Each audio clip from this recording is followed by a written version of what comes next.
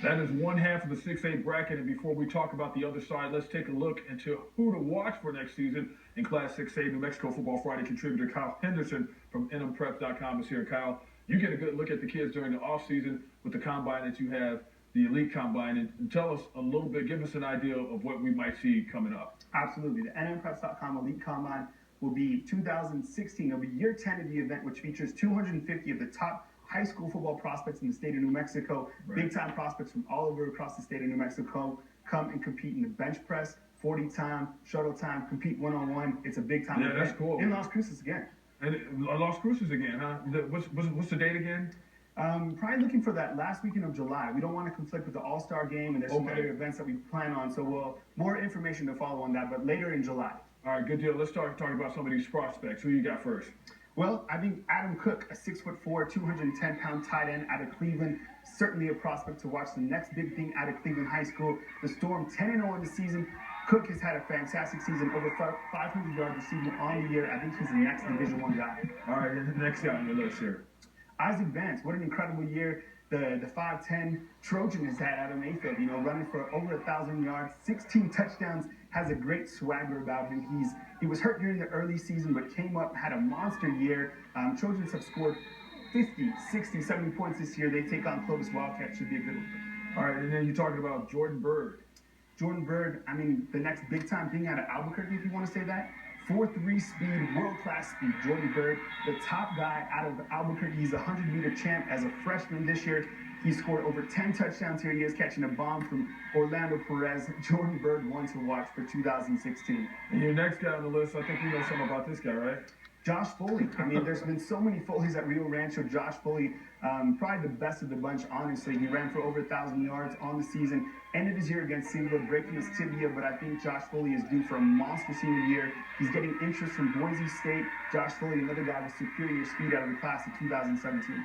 All right, and the final guy you have, I think the final guy on your list, that guy, not much size, but a big heart. Brandon Beza. If you think about Las Cruces here, sure they're relying on Cameron Miller as a Mr. Football candidate, but Brandon Beza as a sophomore has caught for 60 passes for over 1,400 yards on the season and 14 touchdowns. Brandon Beza doing it big as a sophomore. As a sophomore, that's great, man. Thanks, Kyle. And as promised, we'll get to the other side of the bracket now. And Jared Chester starts the conversation with the game.com to talk about 5A prospects. And Kyle, before we go any step further, let's talk about the 5A matchups coming up on Saturday. Roswell, Piedra Vista, St. Pius, and Artesia.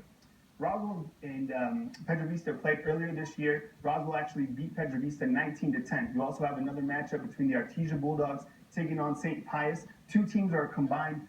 What is it? 19-2. Yes, and plus we're talking about Titletown with Artesia, so that's just knowing that's going to be a headbanger. Drew Ortiz, the quarterback, of course, of St. Pius. And speaking of which, let's start talking about some of these prospects coming up in 5A for next season. Who's the first guy on your list? I think Omari Samuels, 5'10", 185 pounds, running back out of Las Lunas, already has an offer on the table from New Mexico State. He's another guy with top-end speed. He's looking at a 4.4 guy, great acceleration.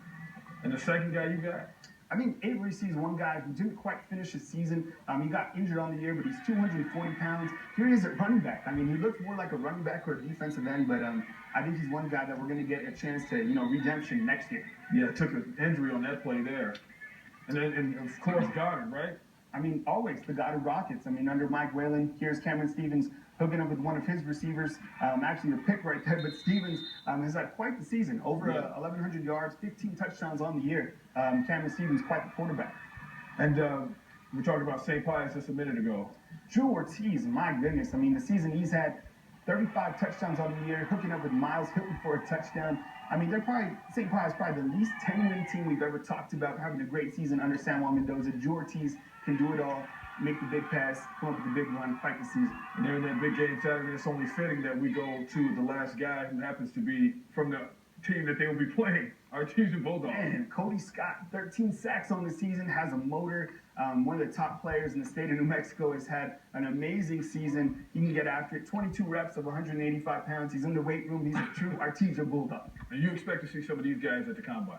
Yeah, absolutely. I think, one of the things about the NMPreps Elite Combine is we get some of the top guys from the state of New Mexico to come out and compete. It's a statewide thing, so guys from Melrose going against guys from La Cueva, always fun. That's great stuff, man.